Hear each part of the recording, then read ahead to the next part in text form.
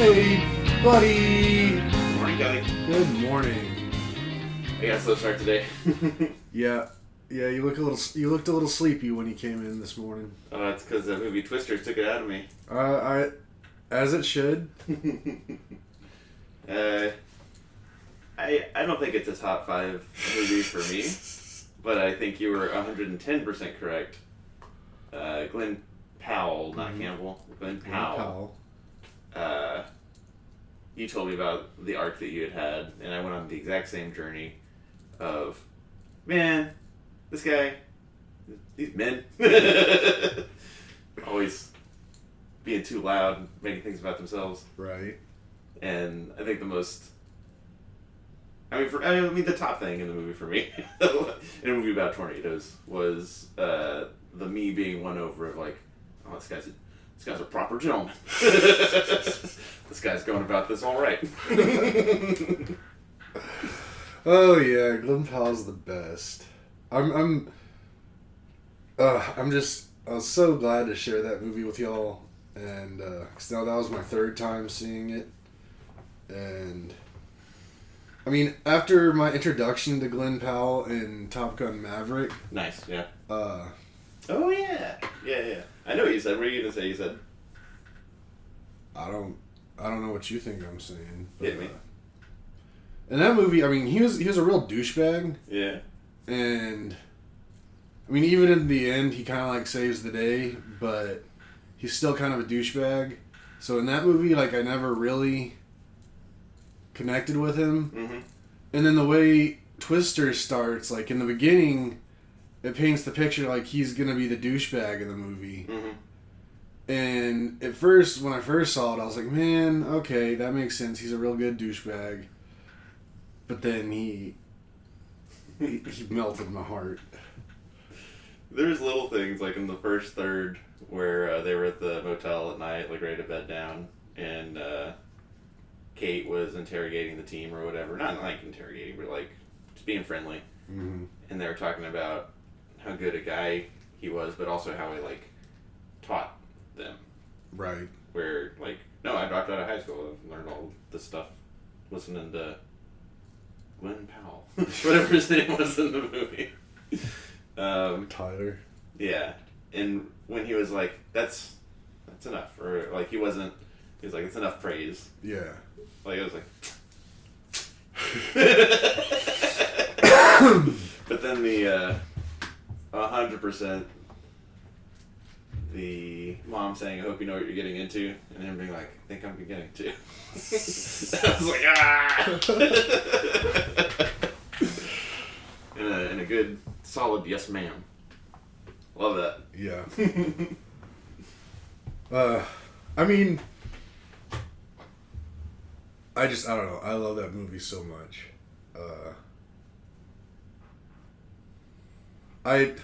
It's funny. It's definitely, I call it one of my top 5 movies of all time. Mm-hmm.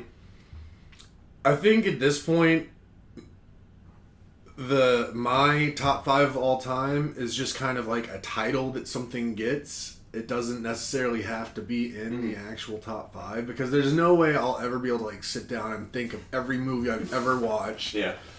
And rank them accordingly. So now it's just like if a movie really like touches me, it's like a top 5, and then if it's like a Top Gun or Faster and Furious movie, it's a top 3. Mm-hmm. Just no matter what. Yeah. Which is funny because there's like 7 or 8 Fast and Furiouses, and they're all top 3s. So You do that.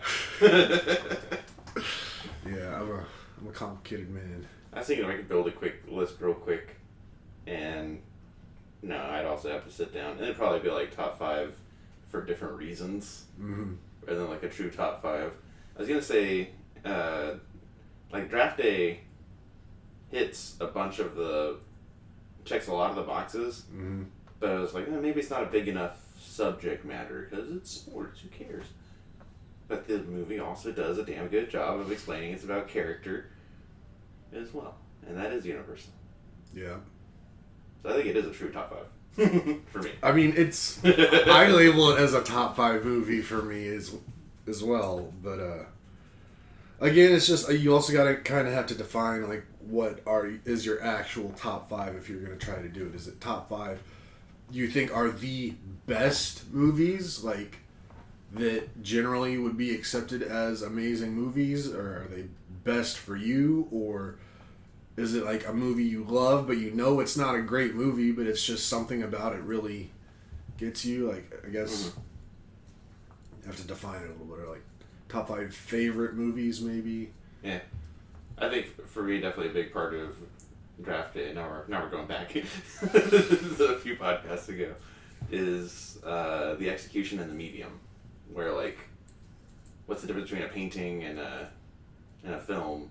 It's like you can get the maximum expression out of each of those differently, and I really feel that way about draft day. That it's like a really great execution of the medium, where like it squeezed every ounce of stuff you could get. Yeah. Out of here's good shots, but then also editing. We can have things side by side, and just a good tempo. Blah blah blah. Twisters was pretty cool, but definitely my favorite part was Glen Powell. he was great. He made the movie for sure for me. Yeah, now I'm excited to see him in different stuff, because I did have him and Sydney Sweeney in my head together as like parallel actors of ability, I guess. So a lot of people, they don't know how much stuff you've seen Sydney Sweeney in, but I'm just not impressed. Yeah, I think that their like careers are tied. Like, they've done a movie together at this point. But I think they like came up at the same time. Maybe there's some like behind the scenes stuff too. Like, I know that Ashley says that they're sneakily together. I've heard that. Yeah. But yeah, I saw him do things in this movie that I don't think she could do. Yeah.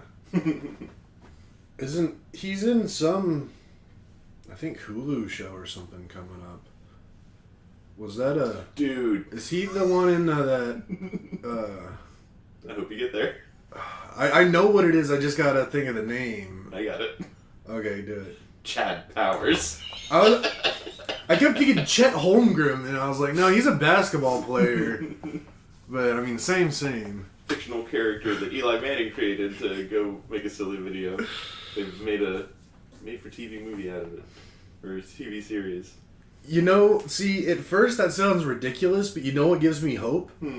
Ted Lasso spawned from like a skit about like NBC getting some rights to the English Premier League, and they were going to start showing games on NBC. So Ted Lasso was created as like a commercial for that, and then it turned into the greatest TV show of all time. So that's why I think this could potentially have legs. I mean, I'm some percentage more enthusiastic for it now than I was before. I mean, Glen Powell's gonna crush as Chad Powers. When does that come out? Let's see. Is it just called Chad Powers? Pretty sure. Chad Powers come out. Fall of 2025. So that's exciting. Oh gosh. I see a screen cap picture. Did you get spoiled? Am I gonna say it's a spoiler?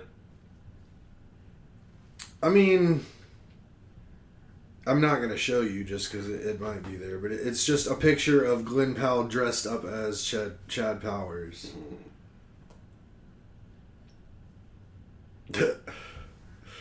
Oh man, I'm excited for that. I'm a big Glen Powell fan. He's now my favorite actor, current actor, or like younger actor that's out there these days. Yes. And it's also like the first time I watched the movie, I watched it with Jer here at the house, and when it was done, we watched like all the behind the scenes stuff. And there was a lot of stuff that followed Glen Powell around, like in his normal, like, not while he's acting. And he's not. He doesn't act like I would think he would as a person. Like, he seems like. I'm trying to figure out how to say this, but like, make it sound more positive. He's like overly nice. Mm-hmm. Like, he just seems like a really nice, really down to earth guy. Like,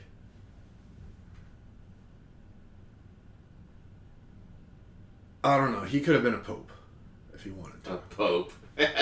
He's just like, I don't know. He seems just like an amazing guy. He loves his parents so much. He doesn't seem to really even understand his level of fame, I think. Mm-hmm. Like, I think he just kind of still sees himself as a normal dude. Or he's just a really good actor and just put on a good behind-the-scenes thing. I have no idea. But any way you cut it, it made me like him a lot more. I'll watch another thing of his for sure. Because I do think he was the most, like, three-dimensional, the most dynamic character in that. Like, there were times where Kate, Daisy, Edgar, or something. Yeah, I don't know names. There's just part. I mean, you can blame this on the writing too, but it was like, we're not really buying it. I also liked the corniness of the science in this that I thought was consistent. Mm-hmm. I thought there was a lot of consistency from the last Twister. Yeah. Like callbacks, but then also just tone and themality, I guess. Where it's like, this seems overly complicated. Or it seems like we could engineer this a little better. I also enjoy how, like, even though, like, all the characters are, like, very educated on tornadoes and weather, they all have to explain everything to each other all the time. Like they had no idea what's going on. The worst of it was in, like, emergency response. Where it's like, this is Oklahoma. I think they know to get into a basement. Oh, that's another thing that I kept wanting to say throughout the movie, but I didn't last night. But it's like, in all the tornadoes they came across, they could never find a basement. And I'm like, or a storm shelter. And I'm like, y'all, Oklahoma, I feel like they should really have those, like, everywhere. Mm-hmm. Or, like, the shouting at, like, tell them to get away from windows and do this and that. And, like, this is not the first time this has happened. Or, like, I think it's common knowledge that, like, if a tornado's upon you, you don't get in the car. Mm. And, like, how many times in that movie were they like, don't get in the car, don't get in the car. Mm-hmm. But yeah, or maybe just people from Oklahoma are really dumb. I'm not sure. Just the shortest memories. It's possible. There was that one chick in the motel that was like, the tornado was basically on top of him. She's like, there's no tornado. Don't worry about it. Right. It sounds like a train. And then seconds later, there's like, she's like, oh shit, there's a tornado. And then she gets in a car and dies. Mm-hmm. I thought there was, I don't know if it was intentionally funny or not, but like pretty early at the beginning, there was, I love Oklahoma or something like that. It was like, I wish I could remember the line exactly, but it was like, said no one ever. Like, I'm sure the entire state of Oklahoma was like, ugh. Like, yeah, there's some people that are like in Oklahoma, like super proud of Oklahoma. Right. But I've been there. I've been there for an extended period. Pretty sure most people in Oklahoma are like, fuck Oklahoma.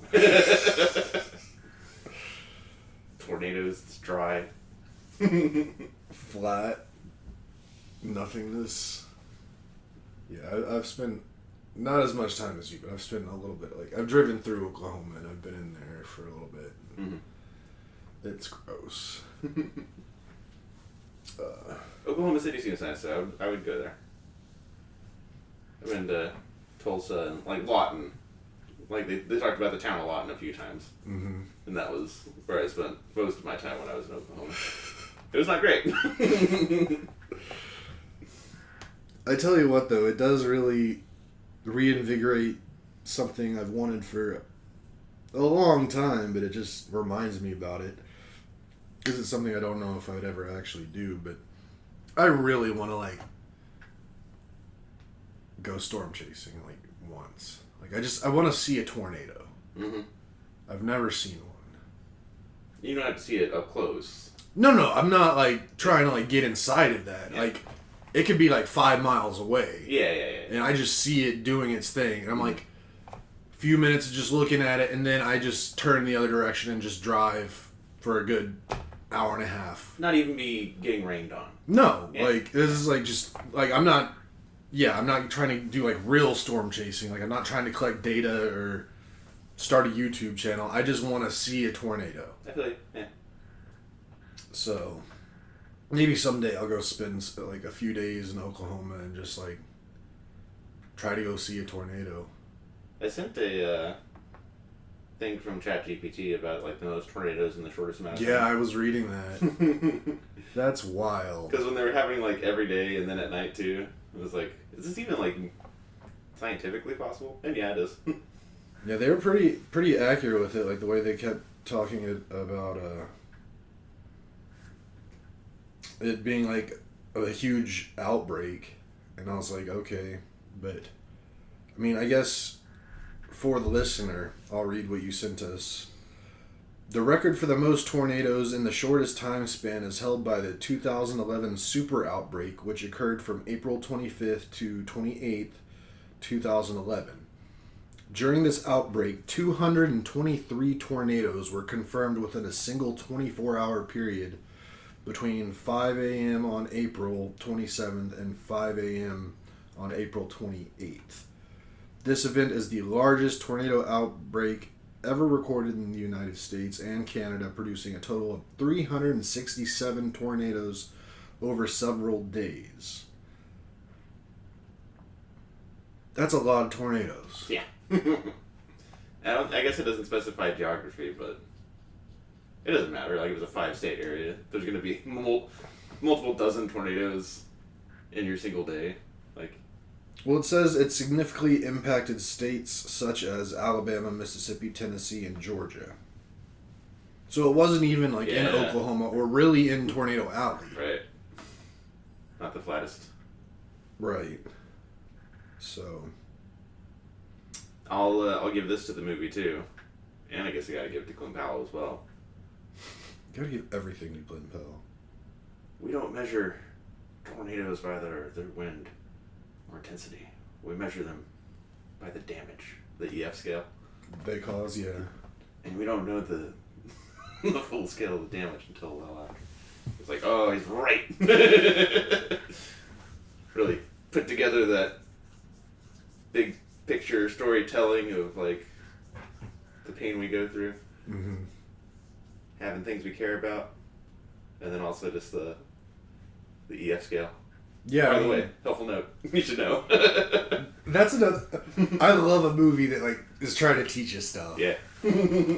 Like, I bet that movie, a ton of people, I bet more than 50% of people that saw that movie when they saw the part when like in the beginning where there was a tornado and they didn't know where to hide and they see an overpass and they're like, let's go hide underneath that.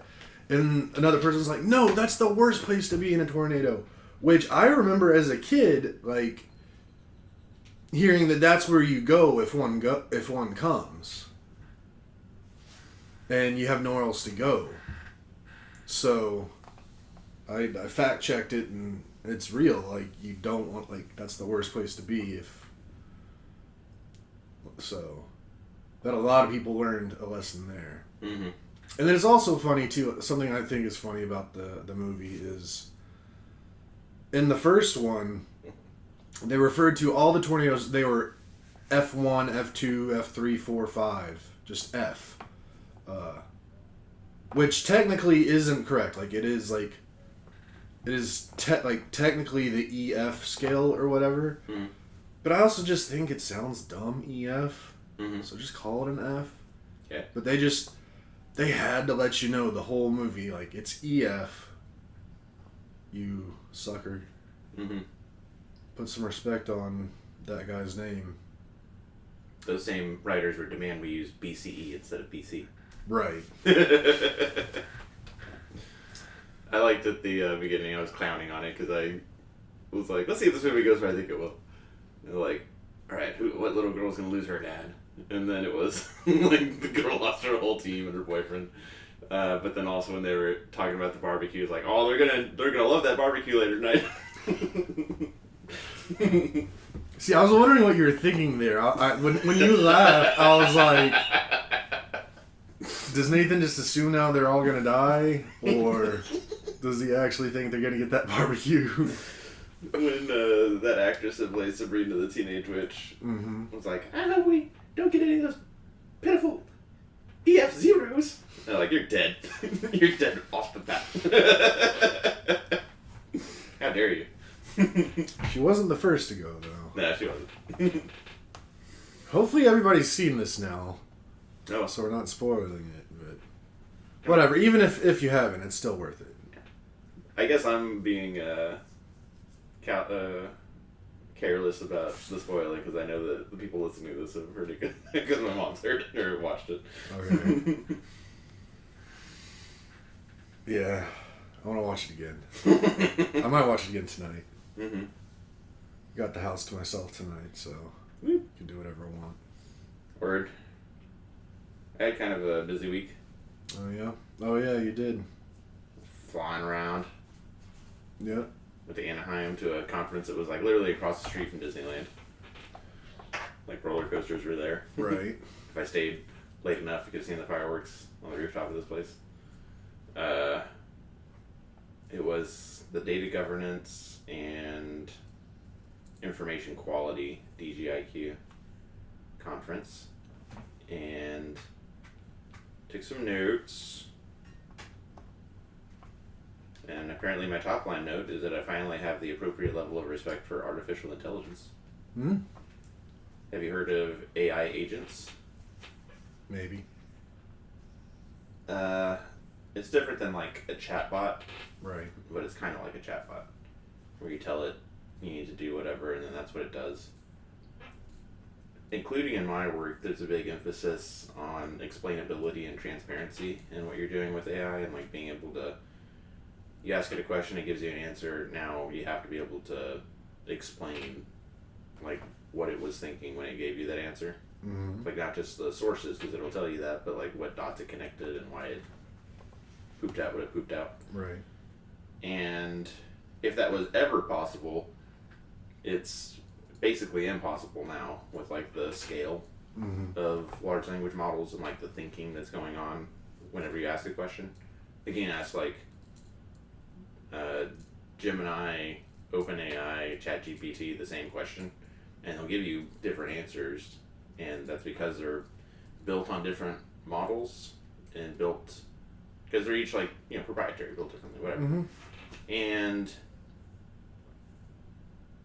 this isn't like the sole point of AI agents, but basically you can build like a project team of AI agents where each of them is its own like self-contained model. Right. And you can have it, as long as you understand that one agent, as long as you take the time to do the explainability and transparency behind that one, you can just keep having it build more agents, and then have you trust what it tells you about the transparency and explainability of those other things. So you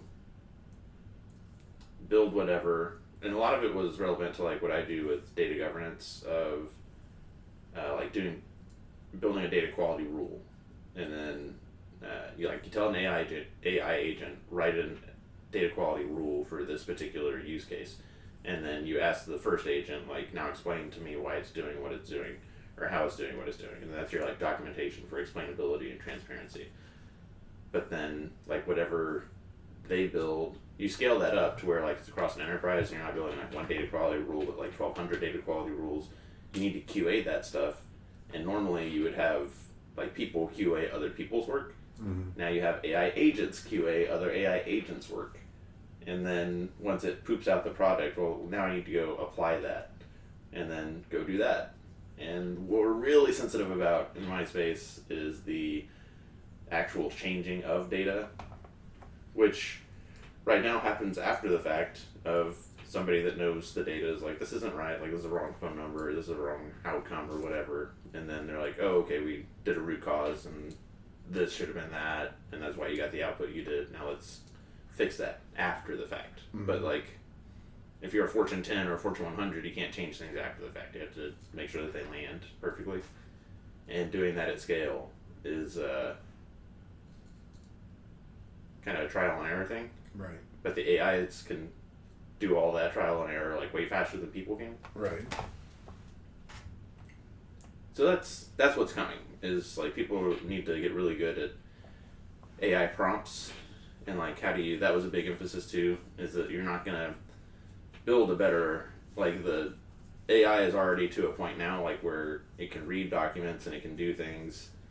That it's only gonna get so much better as far as understanding of quote unquote reality. Like you put a document in front of you, you put a document in front of me, and you put a document in front of an AI, and the literal truth we should all understand, but like the things that are implied or the things that you think are like only humans can understand, AI's gotten really good at that too, like sentiment analysis. Yeah.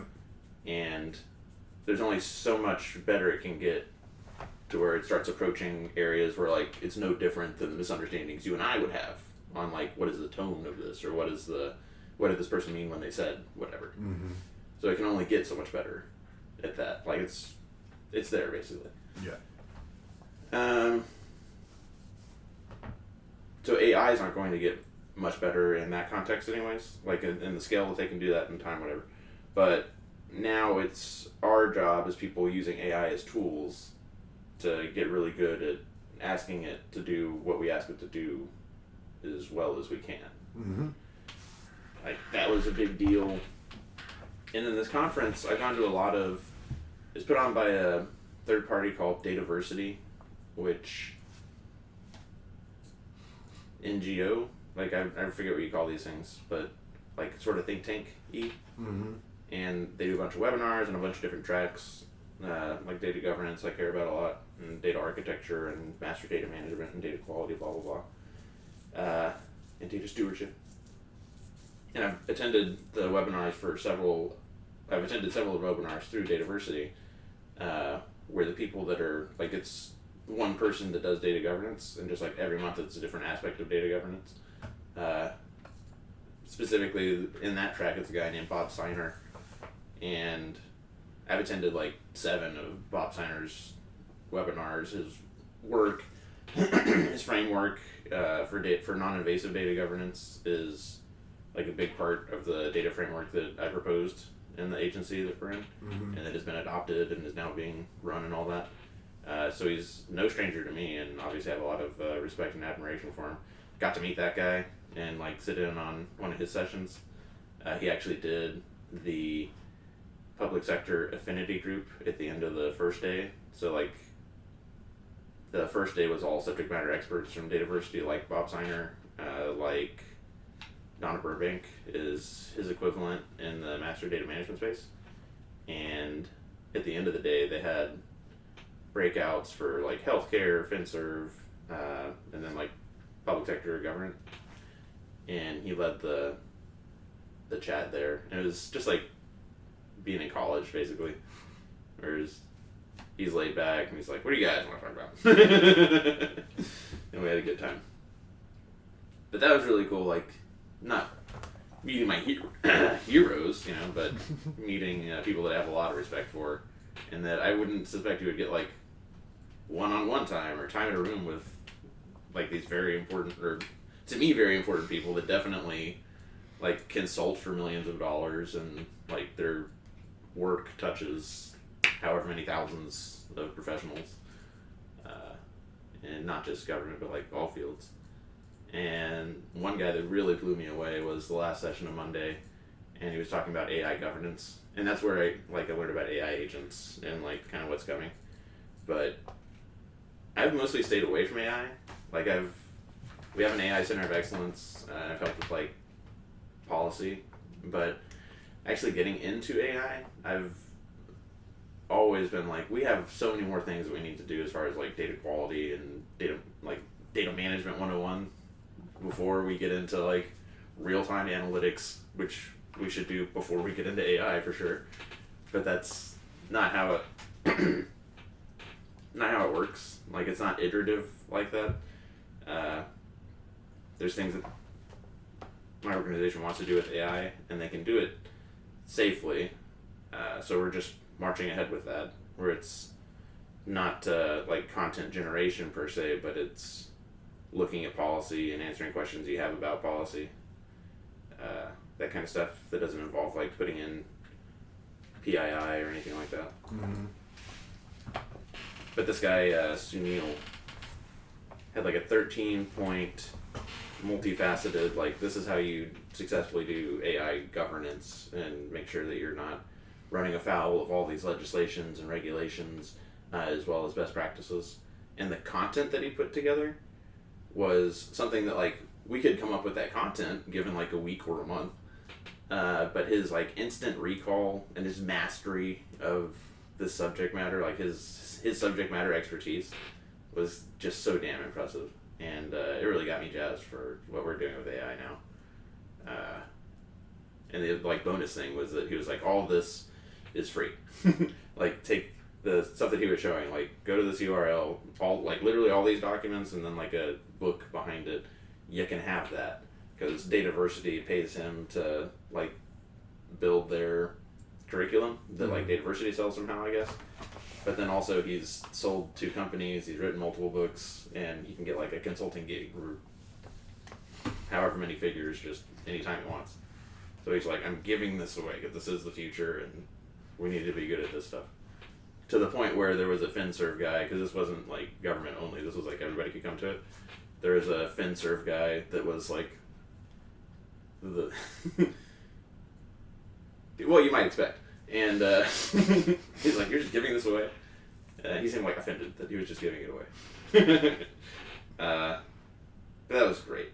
And then I think I sent you the Wikipedia on one of the keynote speaker for Wednesday, I guess it was. Mm-hmm. They had a guy that worked for, I think he was working for Disney first, but he was part of their Imagineering studio in like the early 90s. Yeah, and then 9/11 happened, and just, he's an imagination guy, but a tech guy too, which if you know like Imagineering, like you know how those two things go together. Yeah. But But then, because of how his brain works, he ends up working for like intelligence agencies, and either starts at NSA and then CIA has a question, or vice versa. But he emphasized that like that does not happen. Like, NSA does not ask CIA for help. CIA does not ask NSA for help. They hate each other. It's politics. And gave an hour and a half, I guess, talk on corporate espionage and like he also writes books, like fiction and nonfiction. And some of them are like the nonfiction ones are like, government bureaucracy is bureaucracy, suck it up. Like, just here's how you like manage that, and here's how you use the complexity and the bullshittery to your advantage. But then like his fiction stuff is out of work paleontologist finds something and that unravels like a ancient mystery of octopus aliens, and really all of that is to get into like how a creature with 9 brains, because apparently like the tentacles have brains. Mm-hmm. How a creature with 9 brains would design IT and would go about taking over the world versus like us with our 1 brains. Yeah. It was so impressive. I was just so impressed with like this conference and all the people there, and definitely bring a lot of that back to the work I do. But that's where I was Sunday, Monday, Tuesday, Wednesday. It was a good time. It was a good time. I'm still excited about it. Never heard anybody make data governance sound so exciting. Well, that's cool. Glad you had a good time. Glad you learned a lot. Glad it seems like you didn't get COVID. So far, so good on COVID, and then also no earthquakes. I didn't think about it until I hadn't thought about it the entire time, like leading up to it. It wasn't until I was there, I guess Sunday night, getting a bistro burger, that the told the guy I was from Texas, and he was like, "Oh yeah, you guys don't have earthquakes out there?" And I was like, "Oh yeah, they have like actual earthquakes in LA." Yeah, I mean, honestly, unless, like, if I went to California or wherever in California the earthquakes happen the most, and no one told me, like, it would not be on my radar to, like, be thinking about potential earthquakes. Mm-hmm. Like, one probably would just start and, like, probably take me a good few seconds to really figure out what was going on. It's like, oh, yeah. But I kind of like to experience an earthquake. Yeah, yeah. Because, I mean, most, like, rarely they get an earthquake that, like, actually damages things, really, or, like, hurts people. Mm-hmm. It's more just, like, it gives you a little shake and then goes on its way. What's that shake like, though? I must know. Yeah, like, feeling just the entire earth shake, like, that's got to be an interesting feeling. Corporate espionage, like a scenario. Corporate espionage is gonna go through the roof. Like it presumably is happening right now. Mm-hmm. But the idea of like taking a quantitative analysis or somebody, an analyst or somebody that builds like the perfect model, and then like poisoning that data, like poisoning the model, so that it doesn't actually do what you think it does, and then like they get poached, quote unquote. But the whole point of like having the quantitative analyst at all, was to get them into your rival competitor and fuck up their models.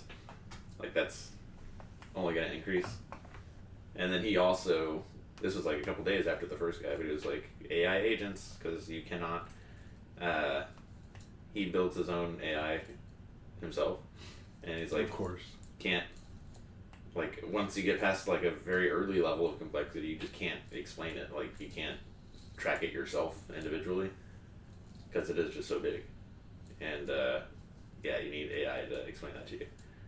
And when I got a chance to talk to him, there was a good line. But it was a lot of people asking the nonfiction questions of, like, can you predict this? Or tell me about some intelligence thing that. And I was like, I want to ask you a fiction question.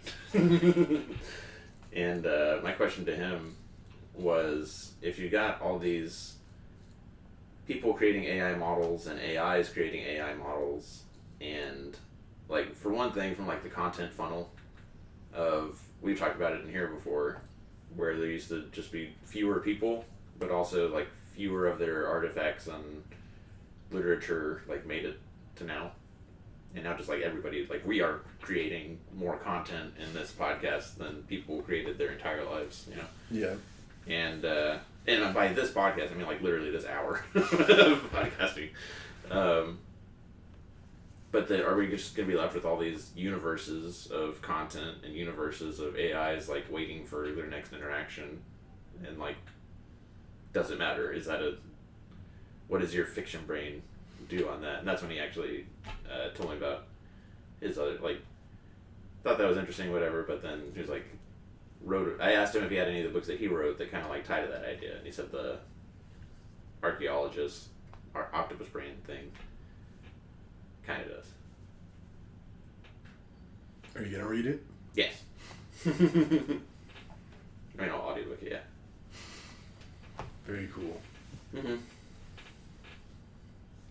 Well, that's fun. Yeah. How are we on time? Because I have a kind of a long range-ish slash. We're at 38 minutes. I gotta. You know, we've been trying to ask each other questions in each of these. Yep. I listened to history lectures and listened to one on the plane that provoked a question because it tied into something that I heard on YouTube like shortly thereafter. And I don't know, I've talked for 15 minutes. Do you want me to just jump right into this one too? Yeah. I mean, I've got a few little things, but nothing as big as what you just talked about or what you're about to talk about. So it seemed kind of silly to put mine in there. Maybe I'll save my silly stuff till the end. Mm-hmm. Okay. Andrew Jackson. I've heard of him. A lot of people know him for like that judge has made his ruling, now let him enforce it, or the Trail of Tears, or like people have compared Trump to Andrew Jackson in the sense that he was like a populist. That Washington City, as it was called then, had accumulated,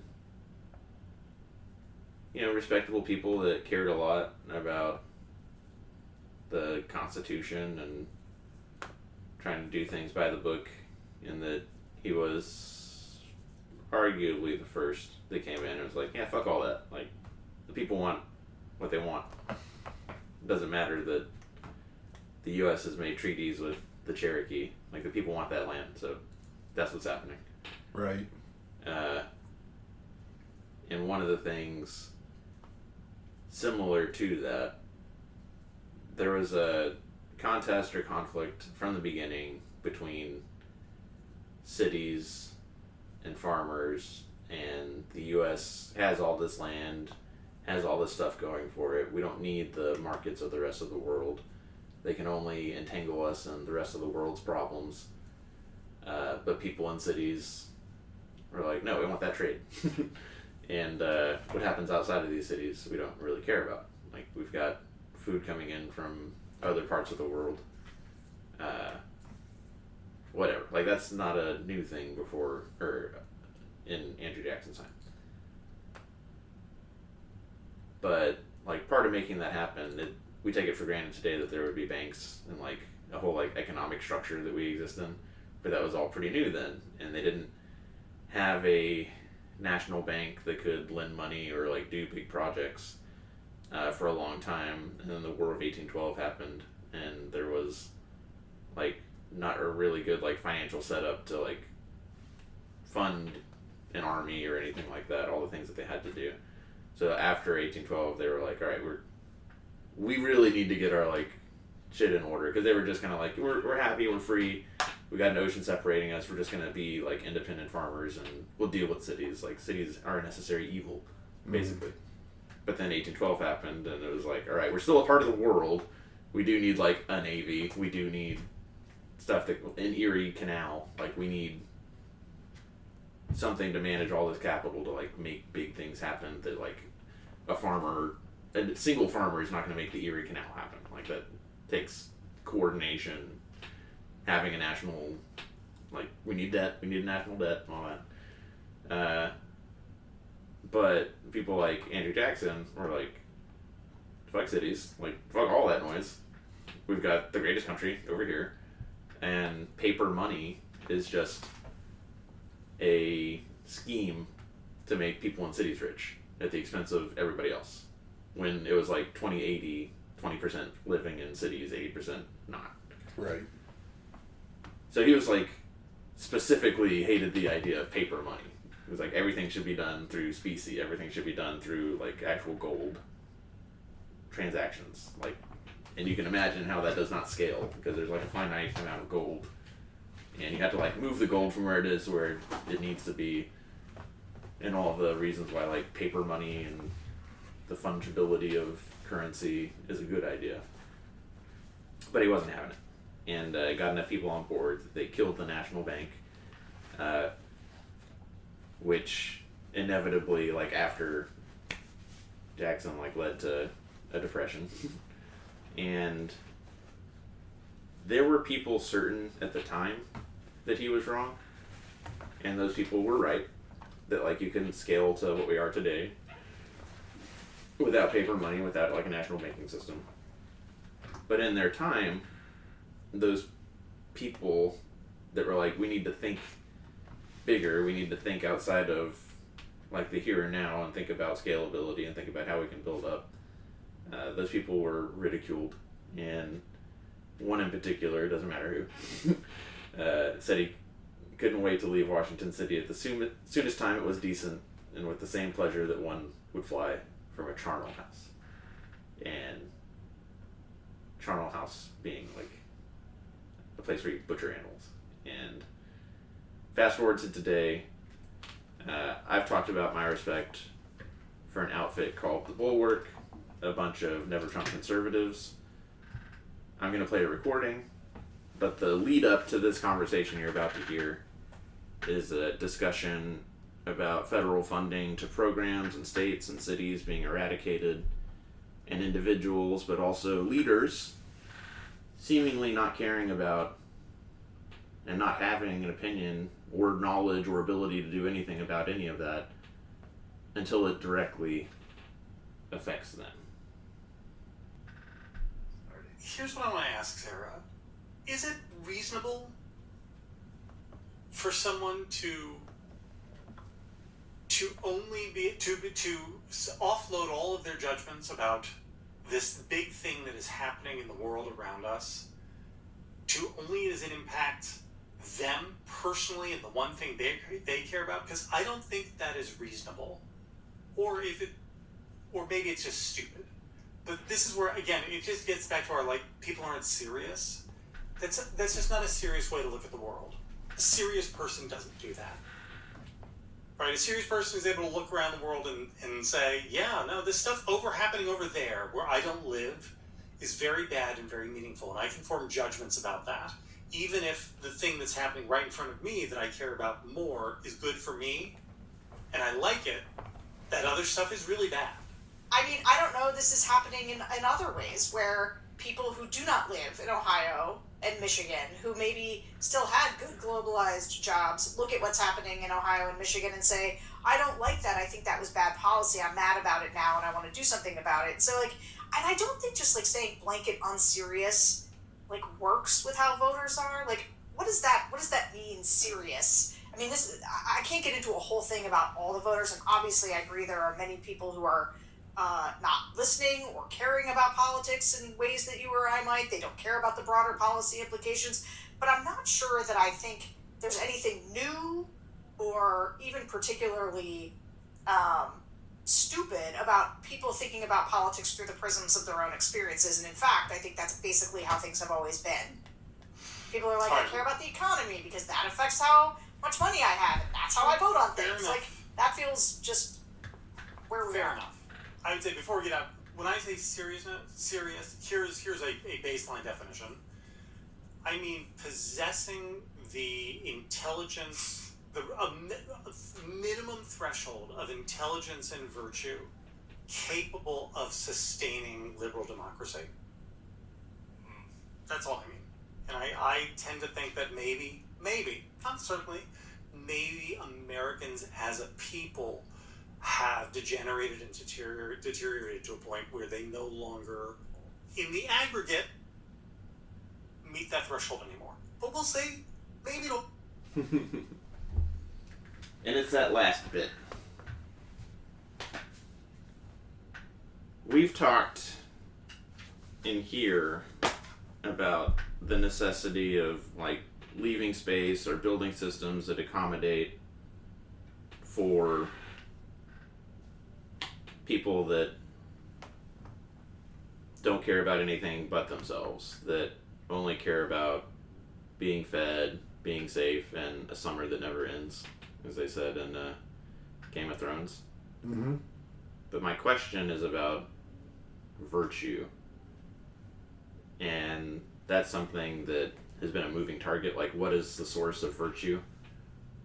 Like, it used to be farmers. Like, the farmers till the land and they do hard work and they see the fruit of their labor, and that's, like, only from there can you derive actual virtue necessary to hold something like the United States together, that values the individual and disdains monarchy and autocracy. But then that changed from, like, farmers to laborers, like, in the context of, yeah, there's cities, but it's the people doing the work that have the true virtue. And then that shifted to business owners, because they put it all on the line. And as the who lives in the country, who lives in cities shifted over time, like, now for many millions of people, it's the billionaires. Like, they're the ones that truly know what's right and what's good, because they work themselves to $1 billion. And I disagree with that last one, but similar to that person you heard talking at the end, like in the aggregate, if we just lost so much virtue that we can't hold this thing together, that's something that like haunts me. And like Sarah said, or maybe it's nothing new. Maybe people have always been selfish and only like vote based on their individual circumstance. But I tend to agree with JVL that like, yeah, that's a part of every person, and maybe some people are only that, but I think that we used to have more care about that bigger picture in the aggregate in general. And that I think virtue, which is a nebulous term, is essential to that. And I don't know what we have building that anymore if we don't teach civics in high school, and if the people that we think virtue derives from are billionaires. Where is this going? And that's what I wanted to ask you, specifically on the context of virtue and like building character necessary to have a functioning democracy and not slide into autocracy.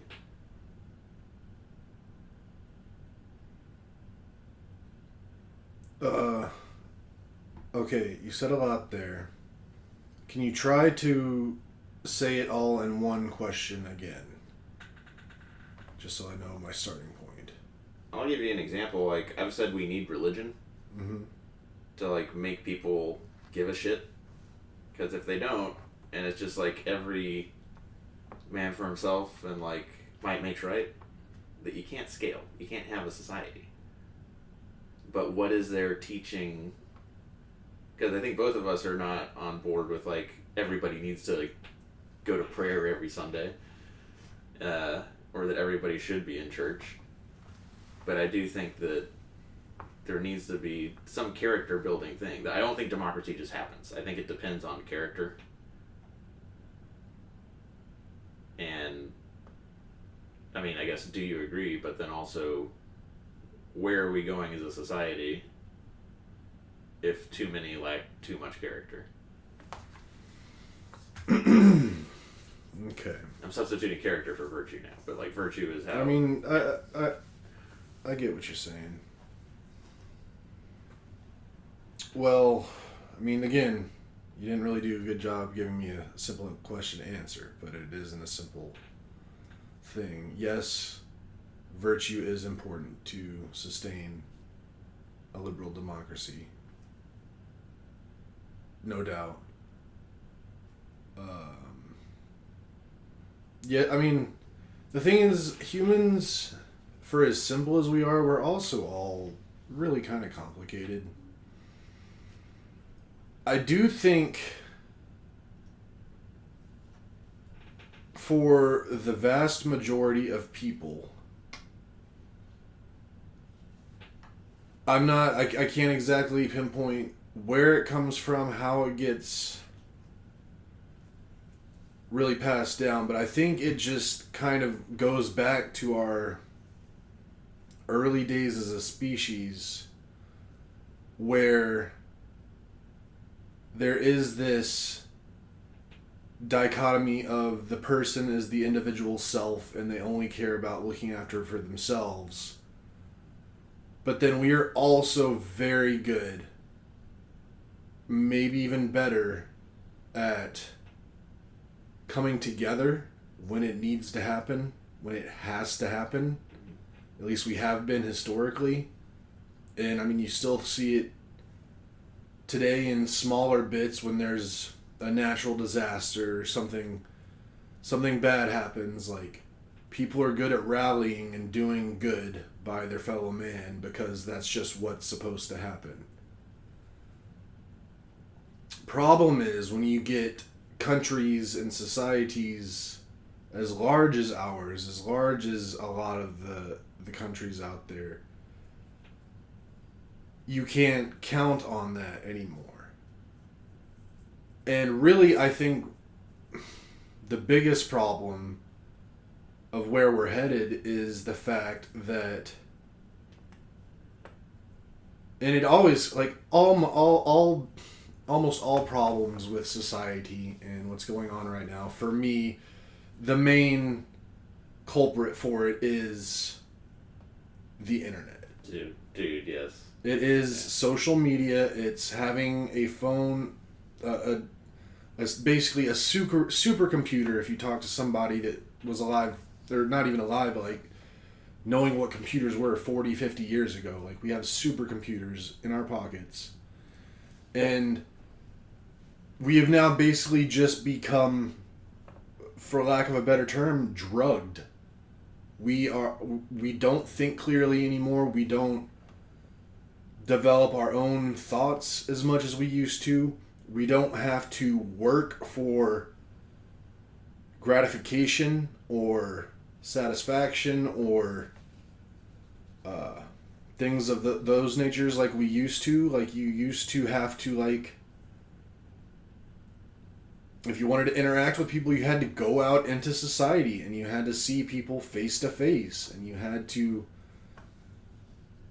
do things as humans would need to do them to up your status or whatever you're trying to accomplish in said interactions with people. Now we don't do that hardly anymore. That just doesn't exist. And there's always this safe space for people to go hide and find their little niche or their little group online. And it's their echo chamber. And they just stay in that. And it's very similar to The Matrix, where you just get plugged into your own world. You're only experiencing things you care about. And it, to the point, it numbs you to where you're like, yeah, you know what? This is more enjoyable than trying, because trying takes effort. Trying brings failure. Failure is painful. Pain is scary. So we've lost that ability to learn virtue in a sense, because we aren't forced to put in effort anymore into things. Everything's just laid out in front of us.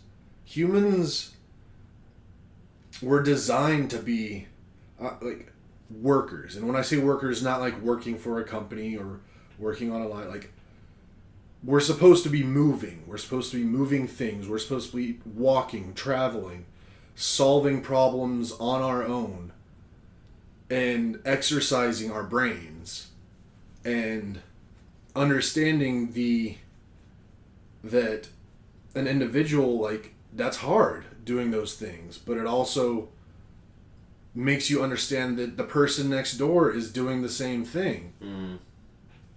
And then that gives you that sense of bond, like, yeah, we're going through something together. So knowing that they're going through that as well, if something bad happens to them, you're like, well, not on my watch, because we're the same. Like, even if we believe different things, like, we're living the same kind of life, we're dealing with the same problems, I'm going to help them. I'm going to do what's right by them, even if I have to give up half of my crop that I just harvested to help them out. I'm going to do it, because you got to do it. But now that's gone. And the thing is, I don't think you can get it back. Like, we might find, the water might find its level, and there might end up being some way we can somewhat balance it, but I'm not hopeful for that. I don't know if there is a solution for it now, because everybody's just plugged into their own little matrix. And I mean, some people aren't. Some people understand this. Some people get out. And I mean, as much as I'm preaching all of this, I'm glued to my phone way more than I should be. Like, I ignore the world all the time because it does no good for me. It brings me nothing but just being bummed out.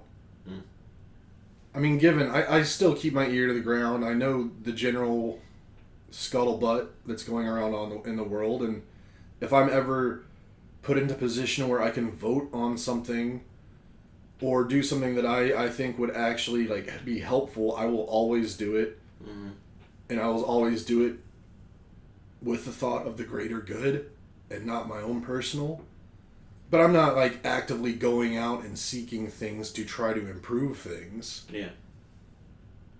Because I've been around too many people, I've seen the general public as a whole too much to really believe that I can do anything that truly matters anymore, because I think we're that far gone. So, I think we're past our heyday as a species, really, in a lot of ways. Yeah. I mean, there's definitely parts of the world that aren't as gone as we are in terms of like what technology has done, but those parts of the world are already really messed up by other things. I couldn't agree more about the internet of it all, because other people have pointed out, like, people now are saying, well, it's globalization that's got everybody worked up and having to depend on stuff from China and this, that, and the other. And then, like, actual economists are like, globalization's been happening since the 70s. Like, the intensity of tribalism and people getting, or like suicides, the rage, all of it, it correlates perfectly with the internet. And that's really what's driving things. Is I think in a real biblical sense, like we're in a Tower of Babel situation, where people are like, Tower of Babel, or even like Garden of Eden, where folks are cursed with knowledge, and that as much as forever it's always been like in the back of your mind that I have one life to live and there are like infinite possibilities and I don't get to do all of them, and how that's a little maddening. And like maybe it used to be a comfort that you had like your farm and your family, and you're like, all right, well, this is like a little microcosm of the universe and circle of life that I have here, and that's good. I think you're 100% right that the internet and the atomization and not being a part of like, oh, this is a microcosm of all life and all existence, is this community and this family and this farm.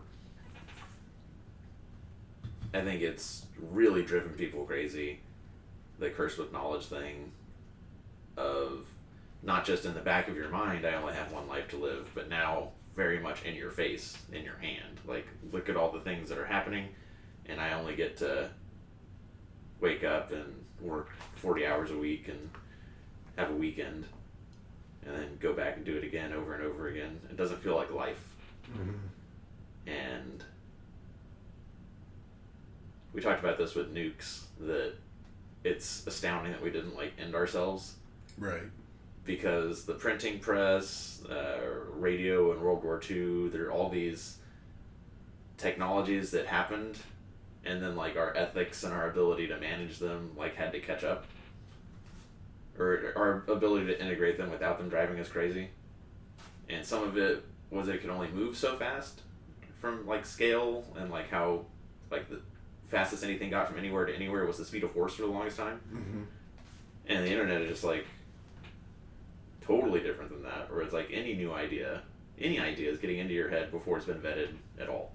And especially when you echo chamber yourself, I think people are like in like a biblical sense, like separated from the light of the truth, in that they keep putting themselves in echo chambers, and that it is very literally driving them mad at scale.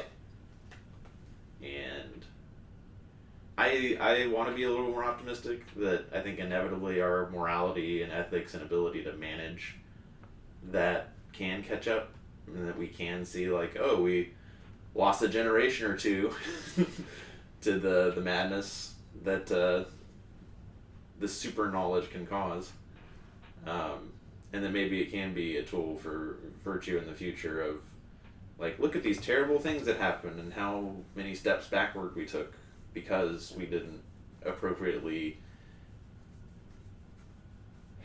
interrogate the information that we allowed to form our beliefs in those heydays of the internet. Maybe. I'm skeptical it will happen in our lifetimes. I mean, The issue I have with that is I don't think we'll be...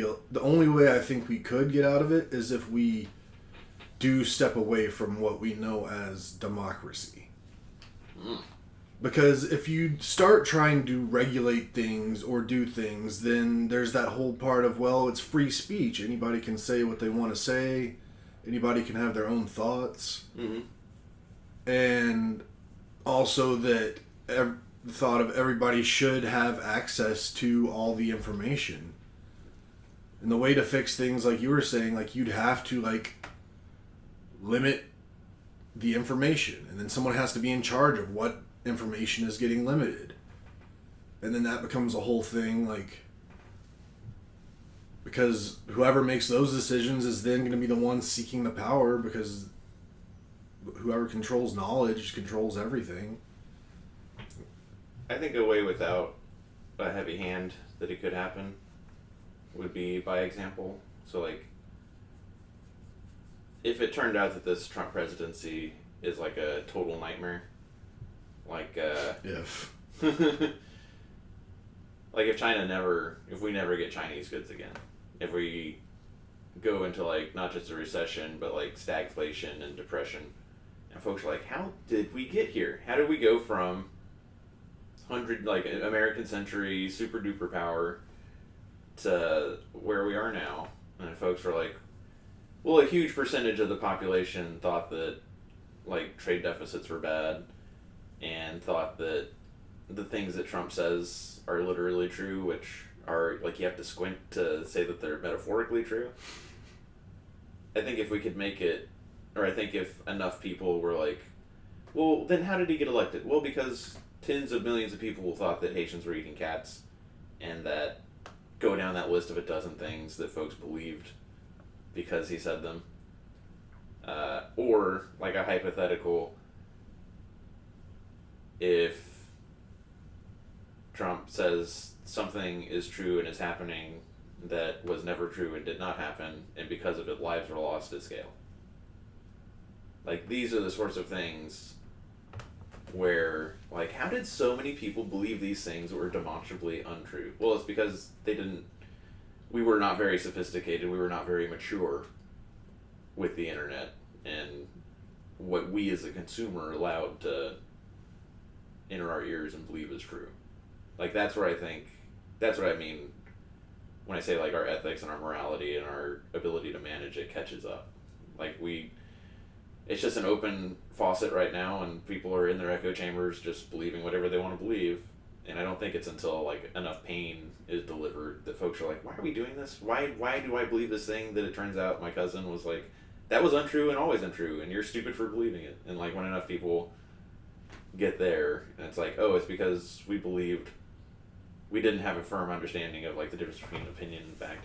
And maybe this is me doing that thing that I do, where it's like, I think all people would arrive at the same conclusions, that they all had the same information, and that's never been the case, and that people are just wicked, and the information and the facts come after that.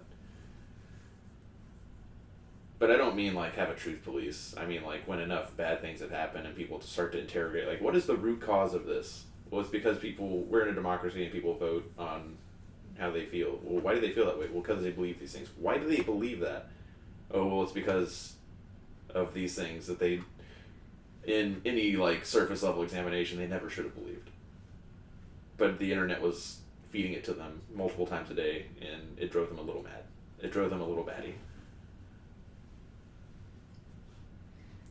I don't know, man. I mean, the way you're describing all that, I had a few thoughts. One, I think you're giving the average person way too much credit and way too much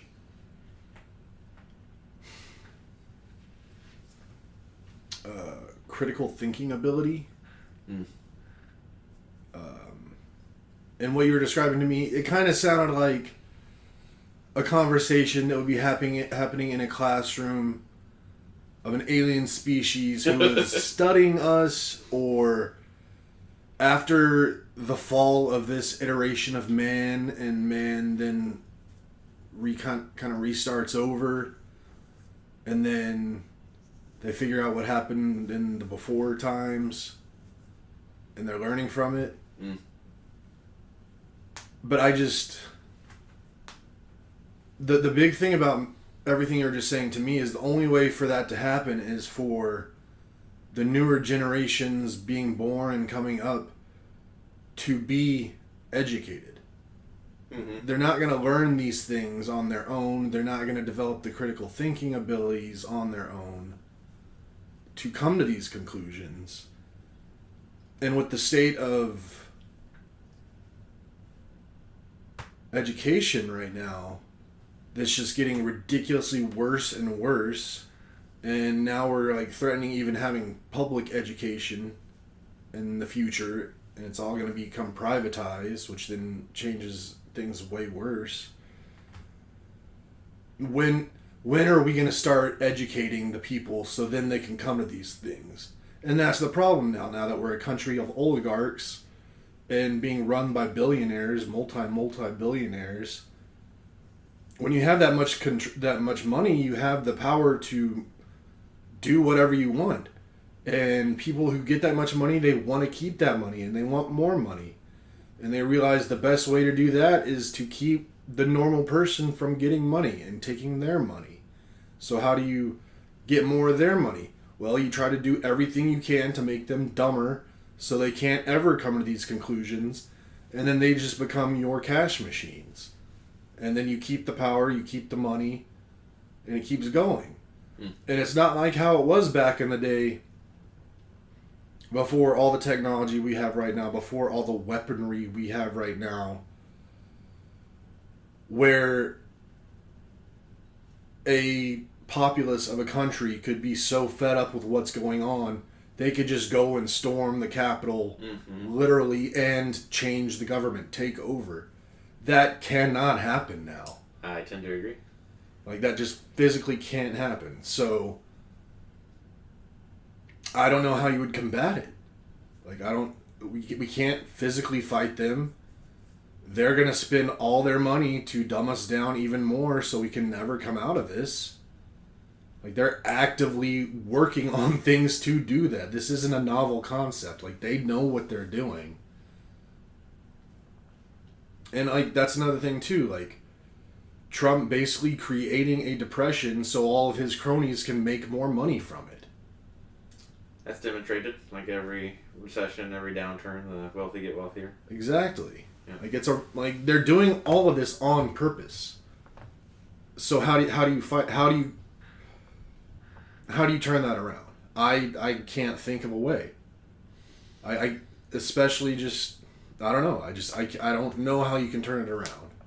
Bringing it back to the Andrew Jackson thing, I think inevitably reality bites you in the ass when you have enough bad outcomes.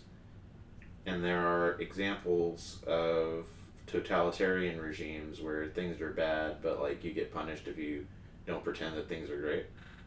Like the USSR and North Korea. North Korea is a very good example of that. That's what I was thinking.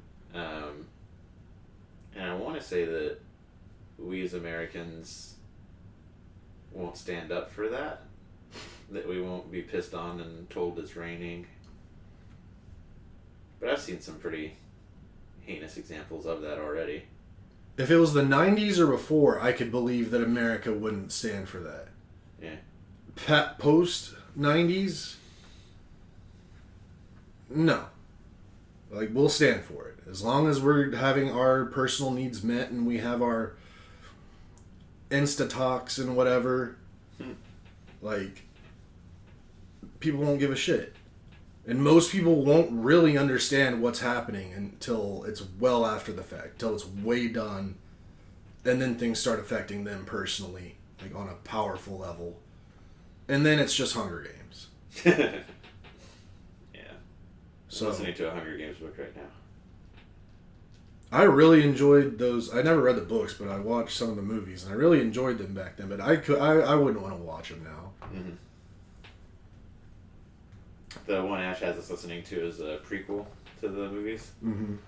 And constantly throughout, I'm like, I'm not going to feel bad for these people. I know where this goes.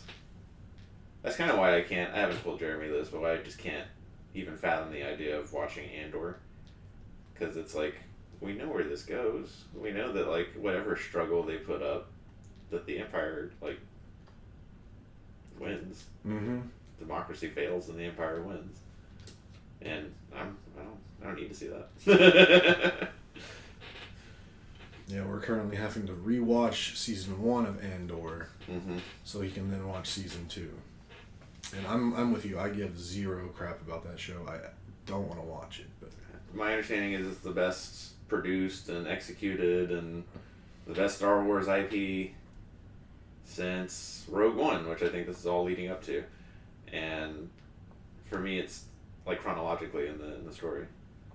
But it's like, you're not going to give me hope that, like, the rebellion can win when I know that, like, everybody, like, the main character is in Rogue One. We know that he dies. Yeah. So I think it's really dark, actually. yeah. Hope that kills you stuff.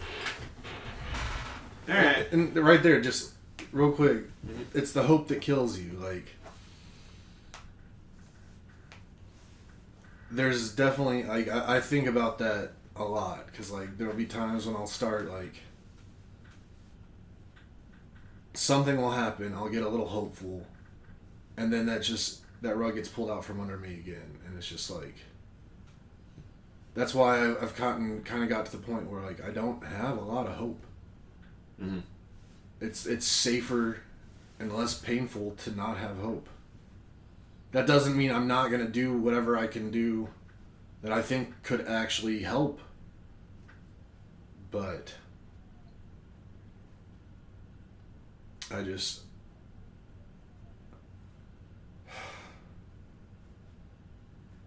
It's not a great fun time to be alive. Yeah, I'm sorry, it's a fun... Well, I mean, I definitely disagree with that I think it's the best time to be alive for a bunch of reasons. But, definitely for me, the last, like, 15-ish years has been epistemology and the, like, how do you know what you know, and that whole, like, it gets kind of philosophical, but in in my job in data governance, like, a lot of it is, hey, we built some analytics, we built a data product, and we're going to make decisions off of it, and how terribly important it is to understand the provenance and understand, like, where did this information come from? Is it trustworthy? And how those two things have gone hand in hand for me, like, as I've watched what's happened in the US and tribalism and the internet. I might go back to school to get a degree in epistemology, and, like, wax poetic about it.